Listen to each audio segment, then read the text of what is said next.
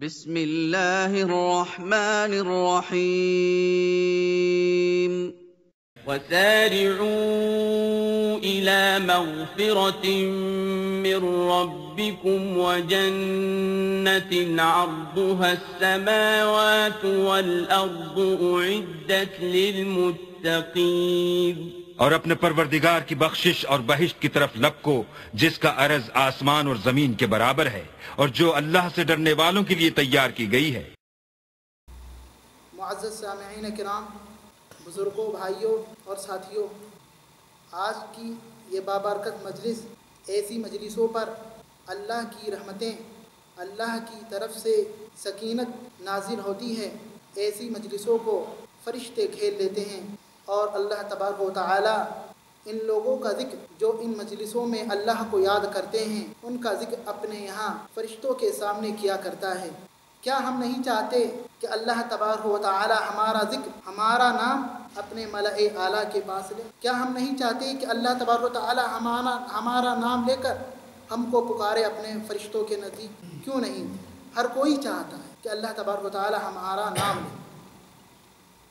ساتھیوں، یہ مجلسیں جس میں اللہ تبارک و تعالیٰ کا ذکر ہوتا ہے، ہمیں چاہیے کہ ہم اپنے مشائخ کا، اپنے اساتذہ کا، اپنے علماء کرام کا احترام کریں، ان کی عزت کریں، ان سے علم حاصل کریں، اتنا ہو سکے ہم ان کے لیے دعائیں کریں۔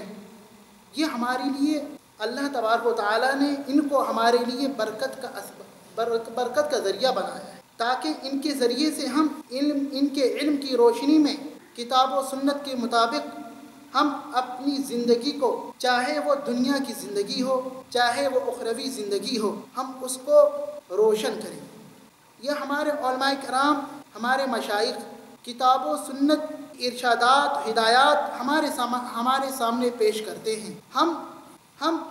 ہمیں چاہیے کہ ہم ایسی مجلسوں میں بکثرت آیا کریں، ان کے علم سے ہم فائدہ اٹھائیں، تاکہ یہ ہماری مجلسیں آخرت کے دن ہمارے لیے جنت میں جانے کا ذریعہ بنے، تاکہ یہ مجلسیں قیامت کے دن ہمارے میزان میں بھاری پڑیں۔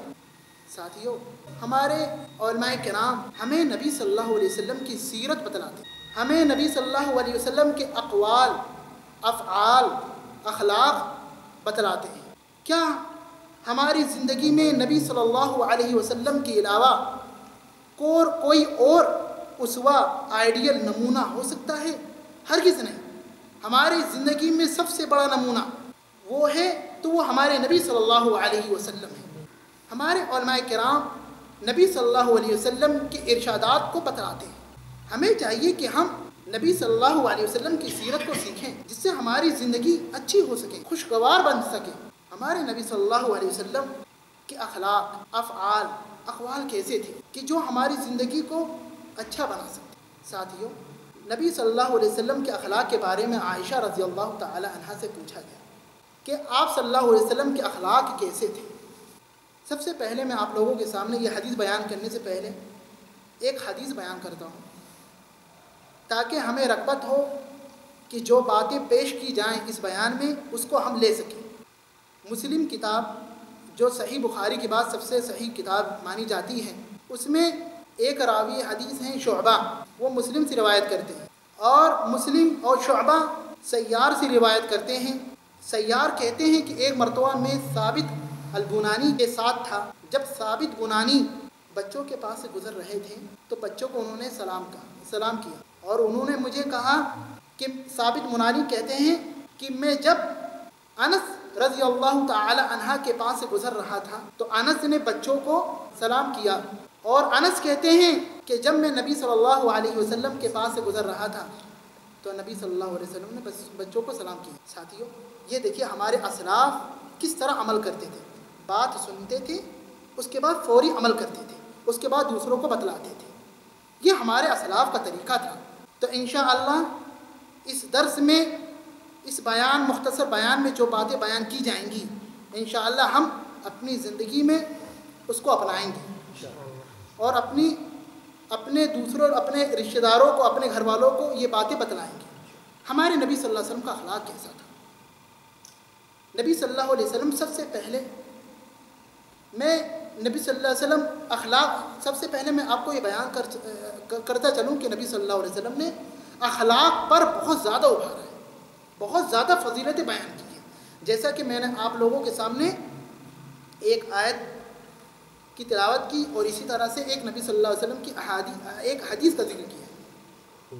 اللہ تعالیٰ ارشاد فرماتے ہیں کہ میری مغفرت کی طرف دوڑو، تیزی سے آؤ، اور اس جنت کی طرف تیزی سے آؤ جس کی چوڑائی آسمان و زمین کے برابر ہے.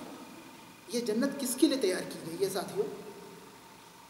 یہ انہی لوگوں کے لیے تیار کی گئی ہے جو اچھی صفات کو اختیار کرتے ہیں. یہ جنت ان لوگوں کے لیے تیار کی گئی ہے جو اللہ سے ڈرتے ہیں. یہ جنت ان لوگوں کے لیے تیار کی گئی ہے جو لوگ خوشی اور سختی کی حالت میں، پریشانی کی حالت میں خرچ کرتے ہیں اللہ کے راستے میں. یہ جنت ان لوگوں کے لیے تیار کی گئی ہے جو غصہ کو پی جاتے ہیں. یہ جنت ان لوگوں کے لیے تیار کی گئی ہے جو لوگوں کی غلطیوں کو درگزر کر دیتے ہیں. اور اللہ تعالیٰ اچھے عمل کرنے والوں اور احسان کرنے والوں کو پسند کرتا ہے. دیکھیے اس آیت میں کن لوگوں کا ذکر کیا گیا ہے؟ جو لوگ اچھی صفات کو اختیار کرتے ہیں. اسی طرح سے نبی صلی اللہ علیہ وسلم ارشاد فرماتے ہیں، ابو امامہ اس حدیث کے راوی ہیں، کہتے ہیں نبی صلی اللہ علیہ وسلم، میں جنت میں اس آدمی کے لیے جو آدمی جھگڑے کو چھوڑ دیتا ہے، بحث و مباحثہ نہیں کرتا اگرچہ وہ حق پر ہو، وہ جھگڑے کو چھوڑ دیتا ہے، میں ذمہ داری لیتا ہوں کہ جنت میں اس کے لیے ایک گھر ہوگا. اور اسی طرح سے میں اس آدمی کے لیے جنت کے بیچ میں ایک گھر کی ضمانت دیتا ہوں جو آدمی جھوٹ کو چھوڑ دیتا ہے اگرچہ مذاق کر رہا ہوں. ساتھیوں ذرا سوچئے، اللہ کے نبی کیا کہتے ہیں؟ جھوٹ کو چھوڑ دیتا ہے اگرچہ وہ مذاق کر رہا ہو. ہم لوگ تو جان بوجھ کر جھوٹ بولتے ہیں، چاہے مذاق کریں یا نہ کریں. نبی صلی اللہ علیہ وسلم کیا فرماتے ہیں؟ جو مذاق میں بھی جھوٹ نہیں بولتا اس کی یہ فضیلت ہے. اور اسی طرح اللہ کے نبی صلی اللہ علیہ وسلم کہتے ہیں کہ میں جنت میں سب سے جو اعلیٰ مقام ہے، جنت کا جو اعلیٰ مقام ہے، وہاں پر ایک گھر کی ضمانت دیتا ہوں اس آدمی کے لیے جو آدمی اپنے اخلاق کو بہتر کر لیتا ہے، اپنی عادتوں کو بہتر بنا لیتا ہے. میں اس کے لیے جنت میں اعلیٰ مقام پر گھر کی ضمانت دیتا ہوں. ساتھیوں یہ دیکھیے کتنی بڑی بڑی فضیلتیں ہیں. ہم لوگ اپنی عادتوں کو بہتر بنا دیں. اور اسی طرح سے اللہ کے نبی صلی اللہ علیہ وسلم ارشاد فرماتے ہیں کہ قیامت کے دن جب ترازو کو رکھا جائے گا، جس ترازو پر اعمال اور بندوں کو اور صحائف کو تولا جائے گا، آپ لوگ جانتے ہیں اس ترازو پر سب سے بھاری چیز کیا ہوگی؟ کس کا پلڑا بھاری ہوگا؟ اللہ کے نبی صلی اللہ علیہ وسلم ارشاد فرماتے ہیں، ما من شیء اثقل فی المیزان یوم القیامت من حسن الخلق. قیامت کے دن ترازو پر سب سے بھاری چیز جو ہوگی وہ وہ اچھی اخلاق ہوں گے، اچھی عادتیں ہوں گی. اور اسی طرح جب ہم نے یہ بات جان لی کہ اچھے اخلاق کی فضیلت کیا ہے جو جنت میں لے جانے کا ذریعہ بنے گی، جنت میں اعلیٰ مقام حاصل کرانے کا ذریعہ بنے گی، جو قیامت کے دن میزان میں سب سے بھاری چیز ہوگی، تو ہمارے نبی صلی اللہ علیہ وسلم کا اخلاق کیسا تھا ساتھیوں؟ یہ بھی جانتے چلیں. قرآن کریم میں اللہ تعالیٰ ارشاد فرماتا ہے، لَقَدْ كَانَ لَكُمْ فِي رَسُولِ اللَّهِ أُسْوَةٌ حَسَنَةٌ. یہ بات آپ لوگ جان لو کہ تمہارے لیے رسول اللہ صلی اللہ علیہ وسلم اسوہ حسنہ ہے، آپ کے اخلاق سب سے بہتر ہیں۔ اس آیت سے یہ معلوم چل رہا ہے۔ اور دوسری آیت میں اللہ تعالیٰ ارشاد فرماتا ہے وَإِنَّكَ لَعَلَىٰ خُلُقٍ عَظِيمٍ، بے شک اے نبی آپ بڑے اچھے اخلاق پر ہیں، بڑے عظیم اخلاق آپ کے اندر پائے جاتے ہیں۔ ساتھیوں، اب میں آپ لوگوں کے سامنے کچھ معاشرتی طور پر آپ کے اخلاق کیا تھے لوگوں کے ساتھ، اس کی کچھ مثالیں میں آپ لوگوں کے سامنے ذکر کرتا ہوں۔ نبی صلی اللہ علیہ وسلم چھوٹے بچوں کے ساتھ کس طرح معاملہ کرتے تھے۔ حدیث کے راوی ہیں انس رضی اللہ تعالی عنہ، کہتے ہیں کہ میں نے نبی صلی اللہ علیہ وسلم کی 10 سال تک مدینہ منورہ میں خدمت کی ہے، 10 سال تک۔ میں ایک بچہ تھا، میرا ہر معاملہ اس طرح نہیں ہوتا تھا کہ ہر معاملے پر نبی صلی اللہ علیہ وسلم میری تعریف کرے۔ کبھی غلطی کرتا، کبھی کچھ صحیح ہوتا، کچھ غلط ہوتا، اس طرح ہوتا تھا میرا معاملہ، لیکن ہر معاملہ صحیح نہیں ہوتا تھا۔ لیکن نبی صلی اللہ علیہ وسلم نے 10 سال کے اندر بھی کبھی بھی مجھے اف نہیں کہا، اور کبھی بھی یہ نہیں کہا کہ تم نے یہ کام ایسا کیوں کیا، اور کبھی بھی ایسا نہیں کہا مجھے اگر یہ کام کر لے تو یہ بہتر ہوتا۔ دیکھیے یہ ہمارے نبی صلی اللہ علیہ وسلم کے اخلاق کے ساتھیوں، یہ چھوٹی چھوٹی باتیں اگر ہم ان پر دھیان دیں گے تو ہماری بڑی باتیں، ہماری بڑی عادتیں خود بخود صحیح ہو جائیں گی۔ ہمارے نبی صلی اللہ علیہ وسلم ایسے معاملہ کرتے تھے لوگوں کے ساتھ۔ عائشہ رضی اللہ تعالی عنہ سے پوچھا گیا کہ نبی صلی اللہ علیہ وسلم گھر میں کیا کرتے تھے؟ عائشہ رضی اللہ تعالیٰ کہتی ہیں کہ ہمارے ساتھ نبی صلی اللہ علیہ وسلم گھر میں ہماری مدد کیا کرتے تھے۔ ایک حدیث میں آتا ہے یفلی ثوبہ ویحلوب شاتہ ویخدم نفسہ، کہ نبی صلی اللہ علیہ وسلم اپنے کپڑے کو خود صاف کیا کرتے تھے، اور بکری کو خود دھویا کرتے تھے، اور اپنی خود خدمت کیا کرتے تھے۔ اور بعض روایت میں یہ بھی آتا ہے کہ نبی صلی اللہ علیہ وسلم کپڑے کو بھی سی لیا کرتے تھے۔ جب اذان ہوتی تو اللہ کی طرف چل دیتے۔ دیکھیے حقوق العباد کا بھی اللہ کے رسول صلی اللہ علیہ وسلم نے لحاظ رکھا، حقوق اللہ کا بھی اللہ تعالیٰ نے، اللہ کے رسول صلی اللہ علیہ وسلم نے لحاظ رکھا۔ اس طرح سے آدمی جب نبی صلی اللہ علیہ وسلم کی سیرت کو اپنی زندگی میں اپناتا ہے تو اللہ کے بندے بھی خوش، اللہ تعالیٰ بھی خوش ہو جاتا ہے۔ اسی طرح سے اللہ کے رسول صلی اللہ علیہ وسلم کہتے ہیں خیرکم خیرکم لأہلی وانا خیرکم لأہلی، تم میں سے سب سے بہتر وہ ہے جو تم میں سے سب سے بہتر ہو اپنے گھر والوں کے لیے، باہر والوں کے لیے نہیں۔ آج ہم میں سے بہت سارے لوگ ہیں کہ گھر میں تو اپنے والدین ہوں یا اپنے بیوی بچے ہوں، ان کے لیے تو سر کا بوجھ بنے رہتے، اور جب باہر جائیں گے تو ہماری تعریفیں ہوتی ہیں کہ فلاں آدمی کتنا اچھا ہے، ہمارے سامنے کتنا اچھا معاملہ کرتا ہے، لیکن جب گھر جاتے ہیں تو لاٹھی چارج شروع ہو جاتا ہے گھر والوں پر۔ اس طرح ہمارے نبی نہیں تھے۔ نبی صلی اللہ علیہ وسلم کیا کہتے ہیں؟ سب سے بہتر وہ آدمی ہے جو اپنے گھر والوں کے لیے بہتر ہو، اور میں سب سے زیادہ بہتر ہوں اپنے گھر والوں کے لیے۔ ساتھیوں، یہ ہمارے نبی صلی اللہ علیہ وسلم کے اخلاق تھے۔ کیا یہ سب عادتیں ہمارے اندر پیدا نہیں ہو سکتی ہیں؟ اگر پیدا نہیں ہو سکتی تو پھر اس آیت کا کیا مطلب ہے لَقَدْ كَانَ لَكُمْ فِي رَسُولِ اللَّهِ أُسْوَةٌ حَسَنَةٌ، کہ تمہارے لیے نبی صلی اللہ علیہ وسلم ایک اچھے آئیڈیل ہے، نمونہ ہے۔ آج ہمیں سے بہت سارے لوگ کہتے ہیں ارے نبی کی کون برابری کر سکتا ہے، نبی کے جیسے کون بن سکتا ہے۔ ساتھیوں، یہ بہت بڑی گمراہی اور قباحت کی بات ہے۔ ہر آدمی نبی صلی اللہ علیہ وسلم کی عادتوں کو اپنا سکتا ہے، یہ کوئی بعید، نبی صلی اللہ علیہ وسلم بشر تھے، انسان تھے، کوئی فرشتے نہیں تھے.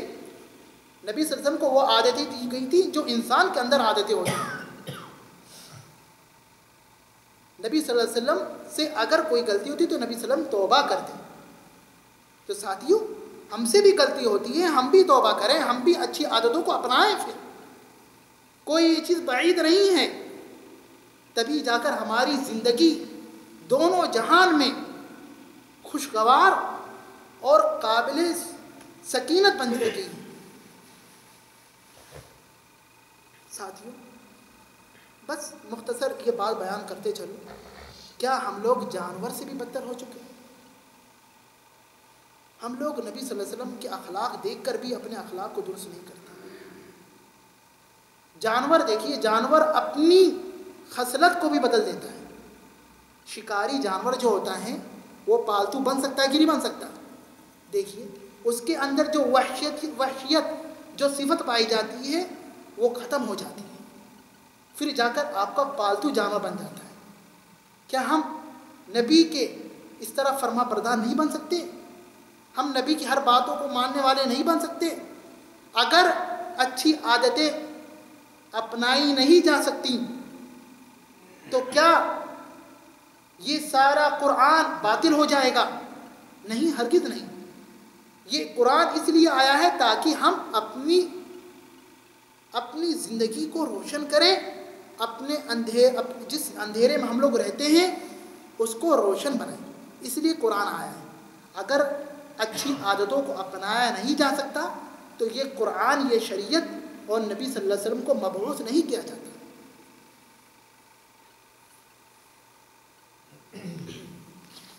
ساتھیوں، آخری میں اللہ تعالیٰ سے دعا کرتا ہوں، اے اللہ تعالیٰ ہمارے دلوں کو ہدایت دے کہ ہم تیرے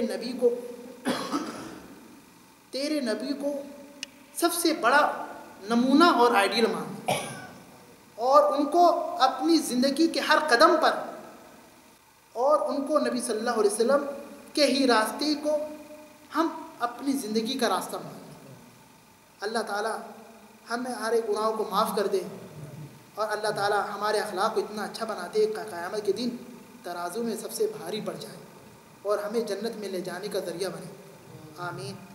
وآخر دعوانا الحمد للہ رب العالمین وصلی اللہ علی نبینا محمد. السلام. بسم اللہ الرحمن الرحیم. الحمد للہ رب العالمین وصلی اللہ علی نبینا محمد وعلی آلہ واصحابہ اجمعین.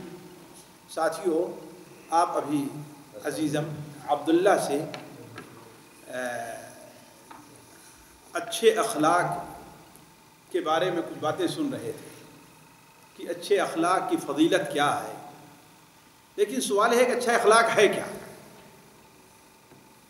اچھا اخلاق کس کو کہا جاتا ہے؟ جتنے لوگ ہیں اگر ابھی پوچھا جائے تو سب کہیں گے کہ میرے اخلاق سب سے اچھے ہیں، ہمارے اخلاق میں کوئی کمی نہیں. یہی سب کہیں گے؟ نہیں کہیں گے. کیوں؟ اس لیے کہ وہ اچھے اخلاق کو نہیں سمجھتے کہ ہے کیا. اچھا اخلاق کیا ہے اس کو سمجھتے نہیں. ساتھیوں، اچھا اخلاق پورا دین ہے. صحیح مسلم شریف میں حضرت نواس ابن سمعان کی روایت ہے کہ میں نبی کریم صلی اللہ علیہ وسلم کے پاس تشریف لے آیا. میں نبی صلی اللہ علیہ وسلم کے پاس آیا تو آپ سے ہم نے دو سوال کیے کہ نیکی کیا ہے اور گناہ کیا ہے. یہ دو سوال تھا، نیکی کیا ہے اور گناہ کیا ہے. آپ نے فرمایا البر حسن الخلق. بر، نیکی کیا ہے؟ یہ اچھا اخلاق ہے. نیکی اچھا اخلاق ہے. یہ اچھا اخلاق کس کے ساتھ؟ سب سے پہلے اچھا اخلاق جو ہونا چاہیے وہ اللہ تعالیٰ کے ساتھ ہونا چاہیے. کس کے ساتھ؟ اللہ تعالیٰ کے ساتھ. سب سے پہلے اچھا اخلاق اللہ تعالیٰ کے ساتھ ہونا چاہیے. یہ بتائیے کہ آپ کا باپ، آپ کا بڑا بھائی، آپ کا چچا، کوئی بھی آپ سے بڑا ہے، آپ سے کوئی بات کہے ذرا یہ کام کر دو، اور آپ نہ کریں تو اچھا اخلاق ہے برا اخلاق ہے؟ جی برا اخلاق ہے نا. اب اگر اللہ تعالیٰ ہمیں کوئی کام کرنے کے لیے کہتا ہے ہم نہیں کرتے تو اس کا مطلب کیا ہے؟ جی ہمارا باپ زیادہ حقدار ہے کہ اللہ ہمارا زیادہ حقدار ہے؟ کون زیادہ حقدار ہے کچھ کے ساتھ حسن اخلاق سے پیش آئے ہیں؟ جی کون زیادہ حقدار ہے؟ اللہ تعالیٰ نے. ہمارے نبی صلی اللہ علیہ وسلم زیادہ حقدار ہیں کہ ہمارا باپ زیادہ حقدار ہے؟ جی ذرا سن لیجیے، ذرا میں مثال دے رہا ہوں.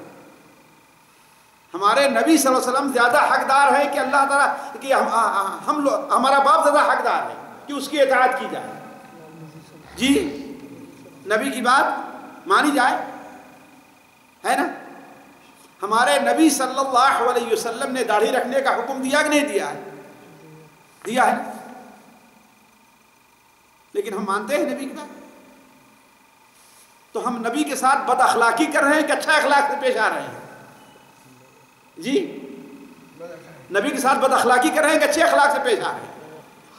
جی امام ابن اسحاق رحمہ اللہ شاید یہ حدیث آپ کے سامنے پہلے بیان کی اپنی کتاب سیرت کے اندر، اور علامہ البانی اس سے صحیح کہتے ہیں کہ فارس کو اللہ کے رسول صلی اللہ علیہ وسلم نے 7ویں ہجری میں اپنی نبوت کے 7ویں سال، جو اس وقت کے بڑے بڑے حکام تھے، بڑے بڑے بادشاہ تھے جزیرے عربیہ کے قریب، آپ نے ہر ایک کو خط لکھا.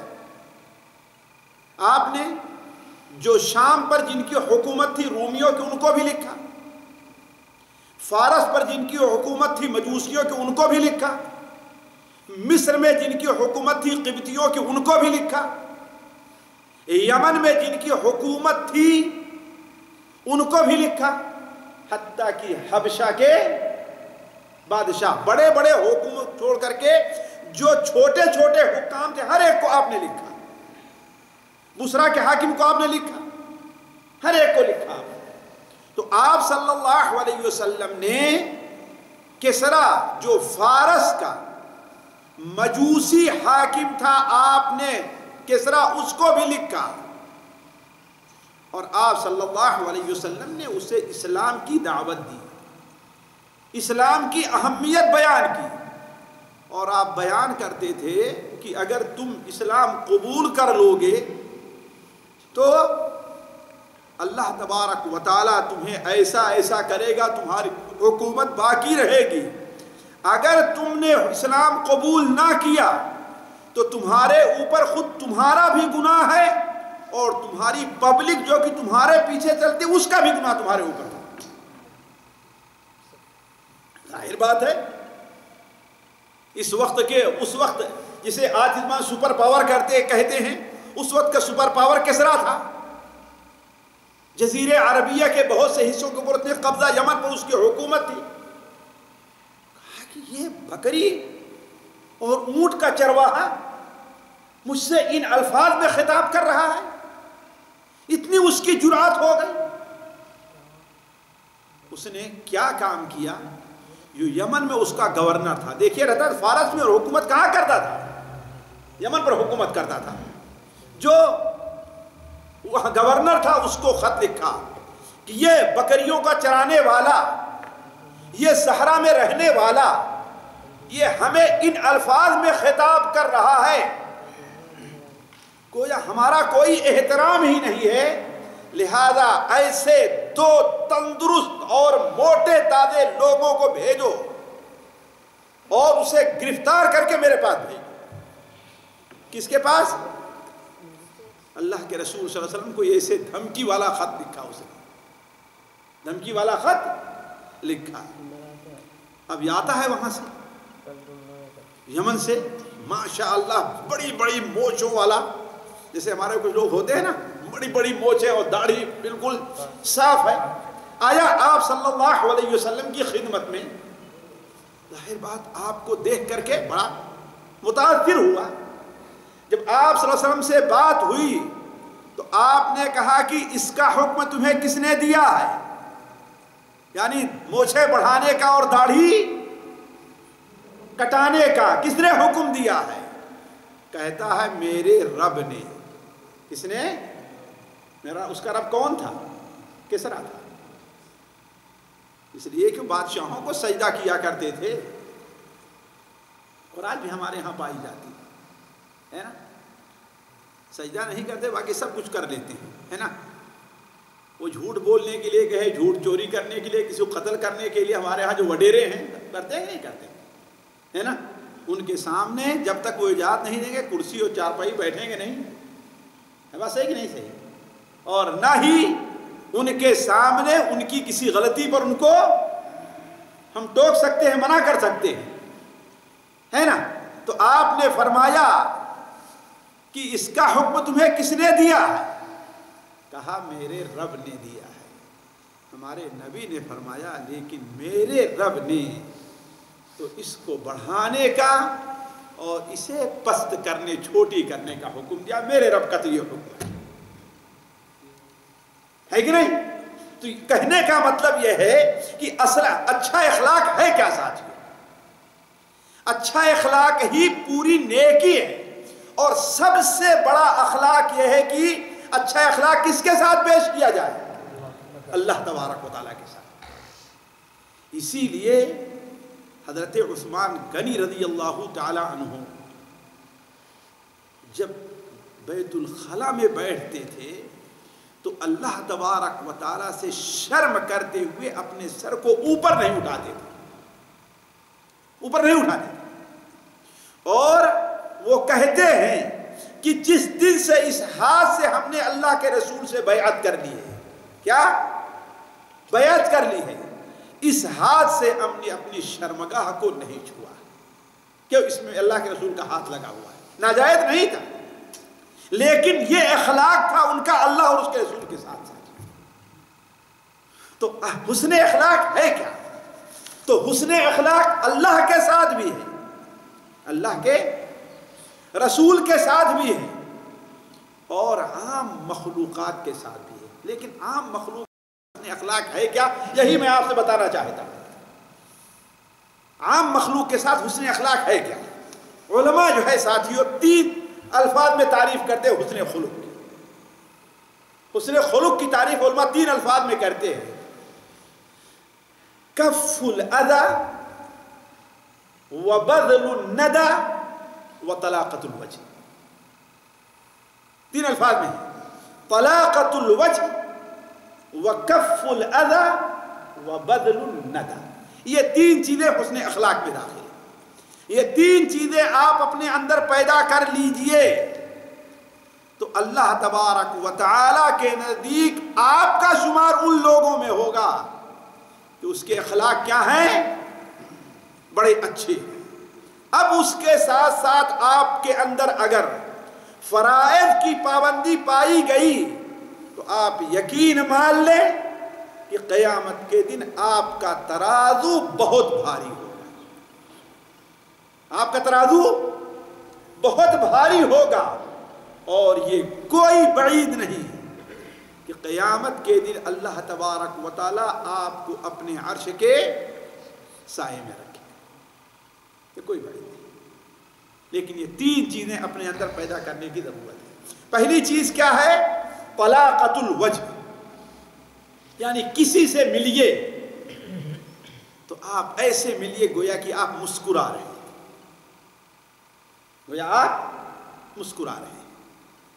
ہمیں سے کتنے لوگ عمومی طور پر ہیں کہ ان کے چہرے پر ملاقات کیجیے تو مسکراہٹ نہیں آئے.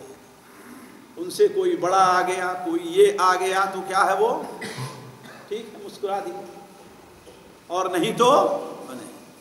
راستے میں جا رہے ہیں سوچیں گے اگر ہم سے چھوٹا ہے پیسے میں، خاص طور پر اگر ہم سے پیسے میں کم ہے تو وہ پہلے سلام کرے اور ہم سلام اس کو نہ کریں. اور اگر بغیر سلام کیے گزر گیا تو اپنے دل میں لے آئیں کہ بڑا بدتمیز ہے. اللہ کے بندے ہم کیوں بدتمیز نہیں؟ ہم نے کیوں سلام نہیں کیا؟ سوچنے کی بات ہے، ہم کیوں بدتمیز نہیں؟ آ رہی بات سمجھ میں نا کہ پہلی چیز کیا ہے کہ انسان جب ملے ایک مسلمان بھائی سے تو کیا کرے؟ وہ مسکرا کر کے چہرہ اس کا. اسی لیے سنن ترمذی میں روایت ہے کہ تبسموں کا فی وجہ اخی کا صدقہ، اپنے بھائی کی طرف دیکھ کر کے مسکرا دینا، یہ بھی کیا ہے؟ صدقہ۔ یہ اتنا آسان سا صدقہ ہے اور ہم اس سے غافل ہیں ساتھی۔ اندازہ لگائیے کتنے بھائی ہیں اپنے ساتھی سے ملتے ہیں السلام علیکم، بناوٹی ہی مسکراہٹ کیوں نہ ہو سکتی۔ خود آپ سوچئے کہ ایک آدمی آپ سے کہے ہاں السلام علیکم، اس پر آپ خوش زدہ ہوں گے، کہے کہ السلام علیکم، کس پر خوش زدہ ہوں گے آپ؟ جی سوچیں آپ، جب مسکرا کر گئے تبھی تو نا اس کا دل خوش ہوگا یا نہیں خوش ہوگا؟ اسی لیے حضرت جریر ابن عبداللہ بجلی کہتے ہیں کہ اللہ کے رسول صلی اللہ علیہ وسلم جب بھی میری ملاقات ہوئی ہے، جب بھی میری ملاقات ہوئی، میری طرف جب بھی آپ دیکھیں ہیں تبسم، آپ مجھے دیکھ کر کے مسکرا دیے، ایک دو بار نہیں ہے، جب بھی ملاقات ہوئی اسلام لانے کے بعد۔ تبھی تو حضرت انس بن مالک کہتے ہیں کہ ما رأیت اکثر تبسما من النبی صلی اللہ علیہ وسلم، اللہ کے رسول سے زیادہ مسکرانے والا ہم نے، لیکن جبکہ آپ صلی اللہ علیہ وسلم پر جتنا غم گزرا ہے ساتھیوں، جتنا غم گزرا ہے آپ کسی اور پر اتنے غم نہیں آئے، دنیا میں کسی انسان پر اتنے غم نہیں آئے جتنے غم کو ہمارے نبی نے جھیلا ہے۔ ذرا سوچیں آپ، مائی عائشہ بیان فرماتی ہے کہ 1 مہینہ گزرتا تھا، 2 مہینہ گزرتا تھا، 3 مہینہ گزر جاتا تھا، لیکن نبی صلی اللہ علیہ وسلم کے گھر میں آگ چولہا نہیں جلتا تھا،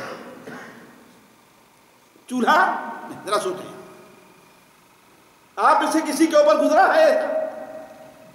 سوچیں آپ، اس کے باوجود بھی ما رأیت اکثر تبسما من نبی صلی اللہ علیہ وسلم، اللہ کے رسول زیادہ مسکرانے والا ہم نے کسی اور کو نہیں دیکھا۔ معمولی ہے 3 مہینہ گھر میں چولہا نہ جلے، کیا ملتی تھی؟ کہا سنن ترمذی میں روایت ہے کہ نبی کریم صلی اللہ علیہ وسلم بسا اوقات بھوکے رہتے تھے، آپ بھوکے ہو کر کے آپ ادھر ادھر پلٹا کرتے تھے، لیکن یہ کھجور دقل کہتے ہیں، اس کھجور کو جب کھجور بنانے کے لیے لوگ چھاڑتے ہیں اس کو کنارے کر دیتے ہیں، وہ دقل ہے یعنی ردی کھجور، ردی کھجور بھی نہیں ملتی تھی کہ اس سے اپنا پیٹ بھر لے۔ آپ صلی اللہ علیہ وسلم کو اللہ تعالیٰ نے اولاد دی تھی، لیکن آپ کی کوئی نرینہ اولاد آپ کی زندہ نہیں رہی۔ سوچ ہے کہ نہیں، غم ہے کہ نہیں غم ہے؟ بلکہ آخری عمر میں آپ کی عمر 63 سال 62 سال کی پہنچ چکی ہے، اللہ تعالیٰ آپ کو ایک بیٹا دیتا ہے ابراہیم، جس کا آپ نام رکھا، بڑے خوش ہوئے آپ، بڑے خوش ہوئے۔ آپ نے اس کا نام اپنے دادا کے نام پر ابراہیم رکھا، کیا رکھا؟ بڑے خوش ہوئے۔ لیکن چند مہینہ گزرا کہ وہ بھی اس دنیا سے آپ صلی اللہ علیہ وسلم ہاتھ میں لیے ہوئے اور آپ کی آنکھوں سے آنسو جاری ہے۔ آپ صلی اللہ علیہ وسلم کو اللہ نے 4 بیٹیوں سے نوازا تھا، 3 بیٹیاں آپ کی زندگی میں ختم ہو گئی۔ سوچیں ساتھی، آپ صلی اللہ علیہ وسلم کو اپنے جن صحابہ کی بہادری پر ناز تھا، جیسے حضرت حمزہ رضی اللہ تعالیٰ عنہ، آپ کو اتنا غم تھا ساتھیوں، اتنا غم تھا، اتنا غم تھا ساتھیوں کہ 6 سال گزر جانے کے بعد جب ان کا قاتل آپ کے سامنے آتا ہے تو آپ کہتے ہیں کہ ہم نے تمہاری خطا تو معاف کر دی، لیکن میرے سامنے سے ہٹ جاؤ، جب میں تم کو دیکھتا ہوں میرے چچا یاد آتا ہے۔ ذرا سوچیں آپ صلی اللہ علیہ وسلم کتنے غموں کو گناؤں میں آپ کے سامنے، پورا وقت اسی میں ختم ہو جائے۔ یہ اس کے علاوہ ہے کہ مدینہ منورہ میں آپ صلی اللہ علیہ وسلم کے قیام کے دوران چاروں طرف سے آپ کو خطرات رہا کرتے تھے۔ ذرا سوچیں، بلکہ بسا اوقات آپ کو خوف سے نیند نہیں آتی تھی۔ آپ حضرت عائشہ بیان فرماتی ہیں کہ آپ خوف سے کروٹیں بدل رہے ہیں کہ کوئی ہمارے اوپر حملہ ادا کر دے، کہتے ہیں کاش کہ کوئی آتا جو میری آج پہرے داری کرتا۔ کہتے سعد بن ابی وقاص نے تو اپنے ہتھیار لے کر کے گھر کے سامنے سوچے کہ آج کوئی پہرا دینے والا نہیں ہے، چاروں طرف آپ کے دشمن ہیں، کوئی بھی آپ کا حملہ کر سکتا ہے۔ ہتھیار کی کھٹکھٹاہٹ سنائی دی اور دروازے پر آ کے پہرا دینے لگے۔ مائی عائشہ کہتی ہے تھوڑی ہی دیر میں دیکھتا ہوں کہ آپ صلی اللہ علیہ وسلم اتنی گہری نیند سو گئے کہ خراٹے کی آواز آنے لگی۔ ذرا سوچیں آپ صلی اللہ علیہ وسلم کن غموں کو میں گناؤں آپ کے سامنے، تکلیف ہوگی آپ کو، لیکن اس کے باوجود ما رأیت اکثر تبسما من النبی صلی اللہ علیہ وسلم، اللہ کے رسول سے مسکرانے والا ہم نے کسی کو نہیں دیکھا۔ یہ ہے حسن اخلاق، یہ ہے حسن اخلاق۔ ایک ایسی عورت حضرت مالکی کی روایت، ایک ایسی عورت جو آدھی پاگل، آپ صلی صحابہ کرام کے ساتھ آ رہے ہیں، سامنے آ کے کھڑی ہو جاتی ہے، کہتے ہیں اللہ کے رسول مجھے آپ سے ایک کام ہے۔ ہم جیسا ہوتا کوئی چھڑک دیتا ہے نا، کیا کہتے ہیں چلو بعد میں دیکھتے ہیں، بعد میں دیکھتے ہیں۔ بہت اگر ہم اچھے اخلاق پہ کیا کہتے ہیں چلو بعد میں دیکھتے ہیں، بعد میں دیکھتے ہیں۔ حالانکہ کتنے مشغول تھے نبی صلی اللہ علیہ وسلم، آپ سیدھے کھڑے ہو گئے اور کہا ام فلان، ذرا دیکھیں نام نہیں لیا اس بیچاری کا، کیا کہا احترام دیکھ، کیا کہا آپ نے ام فلان، جس جگہ تو جائے، جس گلی میں بیٹھ جائے، جو کچھ تو کہنا چاہے میں سن لیتا ہوں تیری بات۔ تو کہنے کا مطلب کیا ہے؟ پہلی چیز اخلاق میں کیا داخل ہے؟ طلاقۃ الوجہ۔ کسی سے آپ ملیے تو کیا ہے؟ مسکرا کر، چہرہ آپ کا ایسا کھلا ہو کہ سامنے والا یہ محسوس نہ کر سکے کہ میرے آنے سے ان کو تکلیف ہو رہی ہے، میرے ساتھ بیٹھنے سے ان کو الجھن ہو رہی ہے، ایسا نہیں ہونا چاہیے۔ آپ کر سکتے ہی نہیں کر سکتے ہیں، کوئی مشکل تو نہیں ہے نا؟ جی نہیں ہے، لیکن کرنا مشکل ہے۔ تو کہنے کا مطلب کہ پہلی چیز کیا ہے؟ طلاقۃ الوجہ۔ اسی لیے ایک بدوی صحابی، حضرت سنن ابو داؤد میں روایت ہے، حضرت ابو جرئی جابر ابن سلیم آپ کے پاس تشریف لے آئے، لمبی حدیث ہے، ان کی پوری حدیث نہیں، اس حدیث کے اندر ہے کہ جب انہوں نے نبی کریم صلی اللہ علیہ وسلم سے کچھ پوچھا کہ مجھے کچھ نصیحت کیجیے، آپ نے بہت سی نصیحتیں کی، ان میں ایک نصیحت تھی کہ وَلَا لَا تَحْقِرَنَّ مِنَ الْمَعْرُوفِ شَيْئًا، نیکی کا کوئی کام ہے اسے تم ہلکا نہ سمجھنا، وَلَوْ أَن تَلْقَ أَخَاكَ بِوَجْهٍ طَلَقٍ، خواہ اپنے بھائی سے ہنس کر کے مسکراہی ملاقات کرنا، ملنا نہ۔ تو پہلی چیز حسن اخلاق کے اندر کیا داخل ہے ساتھیوں؟ طلاقۃ الوجہ۔ دوسری چیز کف الاذی۔ کیا چیز حسن اخلاق میں؟ کف الاذی، یعنی اپنی تکلیف کو لوگوں سے روکے رہیے۔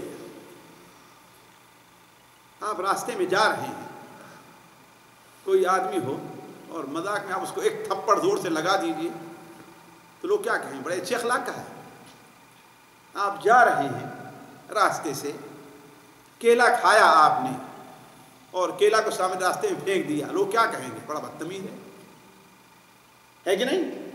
آپ راستے میں جا رہے ہیں، آپ کو تھوکنا ہوا کر کے اور زور سے اتنا بڑا بلغم نکال کے راستے میں ڈال دیا آپ نے، تو لوگ کیا کہیں گے؟ اچھے اخلاق کا ہے، کیا کہیں گے؟ تو یہ بھی اچھا اخلاق ہے کہ ہر چیز سے ہم بچیں جس سے ہمارے بھائی کو تکلیف پہنچے، چاہے زبان سے ہے، چاہے ہاتھ سے ہے، یا ہمارے کسی کام سے ہے کہ نہیں؟ چاہے زبان سے ہے یا ہاتھ سے ہے یا ہمارے کسی کام سے ہے، اگر کسی کو تکلیف پہنچے تو ہم وہ تکلیف اس کو نہ پہنچائیں۔ اگر تکلیف پہنچاتے ہیں، ہم اس سے پرہیز نہیں کرتے، تو اس کا مطلب ہے کہ ہم نے حسن اخلاق پیدا نہیں کیا۔ تو ہم ساتھیوں، آپ نے جو بیان فرمایا ہے نبی صلی اللہ علیہ وسلم نے، جیسا کہ میرے عزیز نے ابھی کہا کہ میں جنت کے سب سے اعلی مقام پر، جنت کے صحن میں نہیں، جنت کے درمیان میں نہیں، جنت کے سب سے اعلی مقام پر ایک گھر کی ضمانت لیتا ہوں، لمن حسن خلقہ، جس نے اپنے اخلاق کو اچھے بنائے۔ اس کے لیے محنت تو کرنی پڑے گی نا، جنت ایسے حاصل نہیں ہوتی۔ الا ان سلعۃ اللہ غالیہ، الا ان سلعۃ اللہ الجنہ، اللہ کی پونجی بڑی مہنگی ہے۔ اللہ کی پونجی ہے کیا چیز؟ جنت ہے۔ جنت ایسے نہیں مل جائے کسی کو، اس کے لیے قربانیاں دینی پڑیں گی۔ حضرت حسین رضی اللہ تعالیٰ عنہ جنت کے جوانوں کے سردار ہیں، ایسے نہیں مل گئی، اس کے لیے گردن کٹانی پڑی ہے، قربانی دینی پڑی ہے۔ بغیر قربانی کے کچھ ملنے والا نہیں ہے۔ نیت کو قربان کرنا پڑے گا، وقت کو قربان کرنا پڑے گا، اور اپنی خواہش کو قربان کر کے اس کو رکھنا پڑے گا۔ اچھا تو نہیں لگتا، بی بی کہتی ہے کیا ابھی تو جوان ہے، ابھی ذرا ہے نا، بہت سے لوگ ہے نا، بہت سے لوگ کہیے بال سفید ہو گئے، ارے ابھی مجھے ایسا کام کرنا پڑتا ہے اس میں جھوٹ بولنا پڑتا ہے نا۔ اللہ کے بندے ہو سکتا ہے یہی کام کرو۔ یہی میں پڑھ رہا تھا آج کل ایک کسی اخبار میں نہیں بلکہ کسی کتاب میں، کہ ایک جانتے ہیں یہاں پر مصر ہے، سوریہ ہے، یہ ایسے ملک تھے، ادھر جزائر ہے، ادھر تونس تھا، یہاں جوانوں کو داڑھی رکھنے پر پابندی تھی۔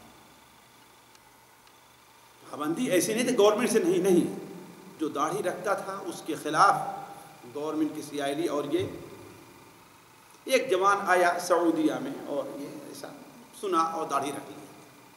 ایئرپورٹ پر پہنچا تو وہ کہتا ہے کہ تم نے کب سے داڑھی رکھ لی؟ تم نے کب سے داڑھی رکھ لی ہے؟ کہا داڑھی ہم نے نہیں رکھا ہے، داڑھی نے ہم کو رکھا۔ ہم نے داڑھی کو نہیں رکھا، داڑھی نے ہم کو سنبھالے رکھا ہے۔ کہا وہ کیسے، یہ کیا کہہ رہا ہے؟ کہا اس لیے کہ میں جب کسی ایسی مجلس میں بیٹھنا چاہتا ہوں جو مجلس بری ہے، لوگ کہیں گے ارے داڑھی رکھ کے یہاں بیٹھا ہے، تو میں ہٹ جاتا ہوں وہاں سے۔ میں کوئی ایسی بات کہنا چاہتا ہوں جو بات لوگ کیا کہیں گے، داڑھی رکھ کر کے یہ بات کہہ رہا ہے، اور اس بات سے رک جاتا ہوں۔ میں کوئی کام کرنا چاہتا ہوں جس پر لوگ داڑھی کی وجہ سے عیب لگائیں گے تو کیا ہے، داڑھی، ہم اس کام سے رک جاتے ہیں۔ تو گویا ہم نے داڑھی نہیں رکھی، داڑھی نے ہم کو سنبھال لیا، داڑھی نے ہم کو سنبھال لیا۔ تو کہنے کا مطلب یہ ہے ساتھیو، علی کل حال، تو پہلی چیز کیا ہے، بات ہوئی تھی طلاقۃ الوجہ، اور دوسری چیز کیا ہے، کف الاذی، اپنی تکلیف کو لوگوں سے انسان کیا ہے، روکے رکھے۔ اگر لوگوں کو تکلیف دیتا ہے اس کا مطلب کیا ہے، اپنے بات، لوگ گالی دینے کی عادت ہوتی، گالی دینا اچھی اخلاق ہے، برا اخلاق ہے جی، بری عادت ہے نا۔ اچھا یہ بتائیے، گالی سے کسی کو خوشی ہوتی ہے؟ آپ کتنے بڑے اس کے دوست کیوں نہ ہو، اللہ کی قسم کھا کر کہتا ہوں وہ کبھی بھی گالی سے خوش نہیں ہوگا۔ آپ کے احترام میں خاموش ہو جائے، آپ کی دوستی میں خاموش ہو جائے، آپ کو دیکھ کر کے ہنس دے، لیکن کبھی بھی کوئی آدمی اپنے کو کتا، گدھا، سالا، ماں اور بہن کی گالی سنتے ہوئے کبھی خوش نہیں ہوتا ہے۔ آپ اپنے کو قیاس کر لیجیے، کتنا صحیح آپ کا دوست ہو، مذاقی میں آپ کو گالی کیوں نہ دے، آپ کو اچھا لگے گا؟ نہیں۔ خاموش ہو گئے کیا؟ اس لیے مذاق کر رہا ہے کہ کسی خوشی ہوتی گالی سے، گالی سے کوئی خوش ہوتا ہے گالی سے؟ نہیں خوش۔ تو آپ نے کیا فرمایا ہے، وَكَفُّ الْأَذَى، اپنی اذا اور تکلیف کو لوگوں سے روک لو، یہ تمہیں، اور جانتے ہیں تکلیف کو روک لینے کا اللہ نے بہت بڑا اجر رکھا ہے۔ تو میرے عزیز نے جو کہا قیامت کے دن سب سے وزنی چیز ترازو میں کیا رکھی جائے گی جی، حسن اخلاق۔ صحیح بخاری میں ہے روایت کہ آپ سے فرمایا کہ ایک شخص کو ہم نے جنت میں کروٹیں بدلتے دیکھا، جنت کی نعمتیں لوٹتے ہوئے دیکھا۔ وہ کیا ہے؟ صرف اس کا ایک کام، ایک کام، ایک اچھی عادت اس کے اندر تھی، وہ کیا؟ وہ راستے سے جا رہا تھا اور راستے میں کوئی کانٹے دار ڈالی پڑی ہوئی تھی جس سے لوگوں کو آنے جانے میں تکلیف ہو رہی تھی، اس نے کچھ نہیں اٹھا کر اسے کنارے کر دیا، بس اسی وجہ سے اللہ نے اسے معاف کر دیا، یہی وجہ ہے اس کے معاف کیے جانے۔ تو دوسری چیز کیا ہے؟ کف الاذی، تکلیف کو، اور تیسری چیز کیا ہے؟ وبذل الندى، کیا ہے؟ وبذل الندى، خرچ کرنا ہے۔ آپ ٹرین پر بیٹھے ہوئے ہیں، آپ کے بغل میں ایک بیٹھا ہوا ہے، چائے والا آیا، آپ نے چائے اپنے لے لیا، اس سے پوچھا نہیں، ہو سکتا ہے کہ وہ ضرورت مند ہو، اس کے پاس پیسے نہ ہو سکتا ہے، نہیں سکتا ہے، یا ہو سکتا ہے وہ بخیل ہو، اپنا پیسہ نہ خرچہ کرنا چاہتا ہو، وہ پہلے سوچ رہا کبھی چائے لینی پڑے تو میرے دائیں بائیں سب ہر ایک کے لیے لینی پڑے گی، لہذا خاموش رہیں گے، ہو سکتا ہے نہیں ہو سکتا ہے، ہوتا۔ تو آپ اگر چائے لیجیے، ہاں بھائی چائے آپ ہی پیئیں گے، اس کو بھی آپ پیش کر دیں گے، یہ اچھا اخلاق ہے برا اخلاق ہے جی؟ اور اگر اکیلے پی لیجیے تو لوگ کیا کہیں گے؟ اس سے اتنا بھی نہیں ہوا کہ پوچھ لیتا کون اس کی پینے والا جا رہا تھا، کون کھانے جا رہا تھا، ہے کہ نہیں؟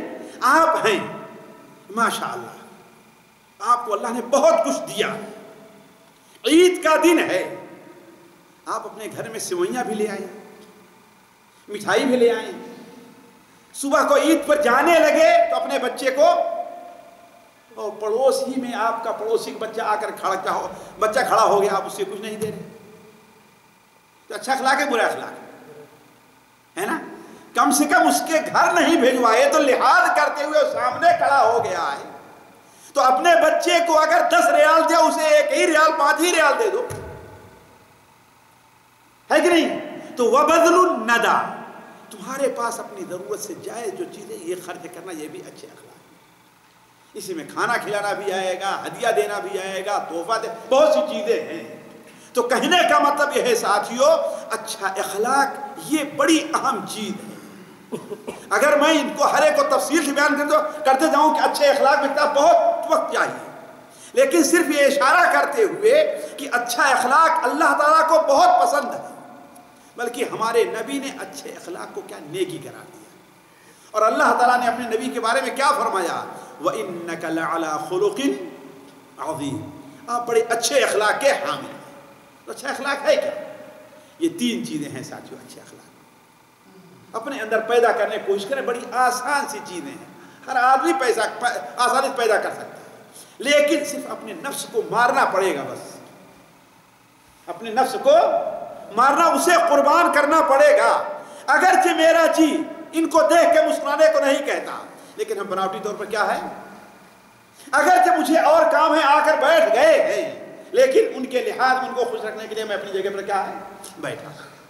تو اللہ تعالیٰ سے دعا ہے کہ اللہ تعالیٰ ہم میں سے ہر شخص کو اپنے اندر اچھے اخلاق پیدا کرنے کی توفیق عطا فرمائے۔ آج ساتھیوں بہت سے مسلمانوں کے بارے میں یہ شکایت رہتی ہے کہ مسلمان بڑا بدخلق ہو گیا، اور یہی عادات لوگ اپنا کر کے بہت آگے بڑھ گئے ہیں۔ تو کوشش یہ کرنی چاہیے کہ اپنے اندر اچھے اخلاق کو پیدا کریں، اپنے اندر اچھے اخلاق اپنانے کو، اپنے اندر اچھے اخلاق کو پیدا کرنے کے لیے ہمیں جو وسائل ہونا چاہیے وہ وسائل بھی استعمال کریں۔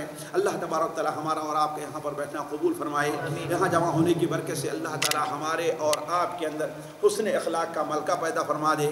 اللہ تعالیٰ ہمیں اور آپ کو اپنے فضل سے، اپنی رحمتوں سے نوازے، اور اللہ تعالیٰ ہمارے گناہوں کو معاف کر کے ہمیں جنت میں داخل کرے۔ سبحانک اللہم و بحمدک، اشہد ان لا الہ الا انت، استغفرک و اتوب الیک۔